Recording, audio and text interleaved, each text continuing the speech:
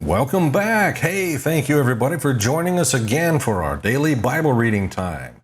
And this is day 276, or maybe night 276 for some of you, of our chronological journey through the Bible in a year. And this time we're going to cover Matthew chapter 2, and then we'll jump back over to Luke chapter 2 and finish that one up, the last part of it, verses 39 to 52. So without further ado, let's do Matthew 2 and Luke 2, and okay, let's go. Wise men visit the king, chapter 2. After Jesus was born in Bethlehem of Judea, in the days of King Herodes, wise men from the east arrived in Jerusalem, saying, "Where is he who has been born King of the Jews? For we saw his star in its rising, and have come to worship him." When King Herodes heard this, he was deeply disturbed, and all Jerusalem with him. So he assembled all the chief priests and scribes of the people, and asked them where the Christos would be born.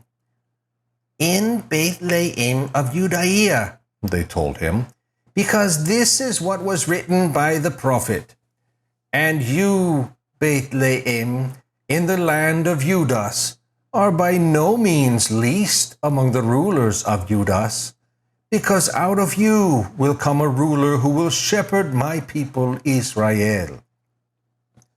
Then Herodes secretly summoned the wise men and asked them the exact time the star appeared.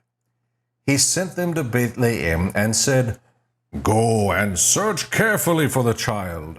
When you find him, report back to me, so that I too can go and worship him." After hearing the king, they went on their way. And there it was, the star they had seen at its rising. It led them until it came and stopped above the place where the child was. When they saw the star, they were overwhelmed with joy. Entering the house, they saw the child with Maria, his mother, and falling to their knees, they worshipped him. Then they opened their treasures and presented him with gifts, gold, frankincense, and myrrh. And being warned in a dream not to go back to Herodes, they returned to their own country by another route. The flight into Egypt.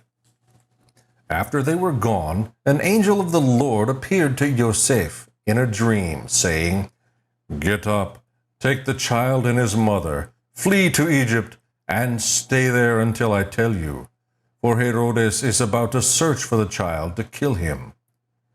So he got up, took the child and his mother during the night, and escaped to Egypt. He stayed there until Herodes' death, so that what was spoken by the Lord through the prophet might be fulfilled. "Out of Egypt I called my son." The massacre of the innocents. Then Herodes, when he realized that he'd been outwitted by the wise men, flew into a rage. He gave orders to massacre all the boys in and around Bethlehem who were 2 years old and under, in keeping with the time he had learned from the wise men. Then what was spoken through Jeremiah the prophet was fulfilled. A voice was heard in Ramah, weeping and great mourning, Rachel weeping for her children, and she refused to be consoled because they are no more. The return to Nazareth. After Herodes died, an angel of the Lord appeared in a dream to Joseph in Egypt, saying, "Get up, take the child and his mother, and go to the land of Israel, because those who intended to kill the child are dead." So he got up, took the child and his mother, and entered the land of Israel. But when he heard that Archelaus was ruling over Judea in place of his father Herodes, he was afraid to go there.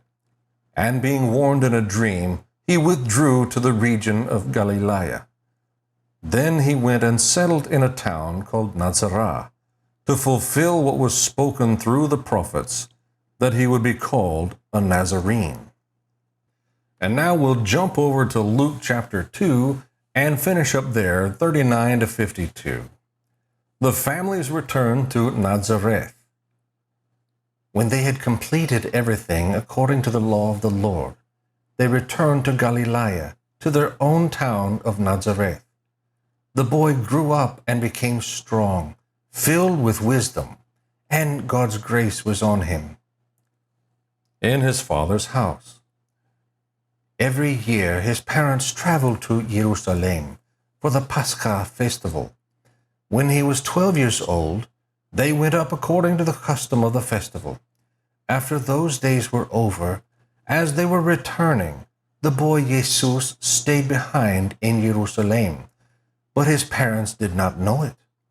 Assuming he was in the traveling party, they went a day's journey. Then they began looking for him among their relatives and friends. When they did not find him, they returned to Jerusalem to search for him.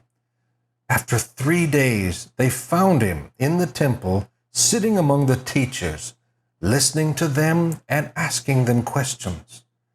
And all those who heard him were astounded at his understanding and his answers.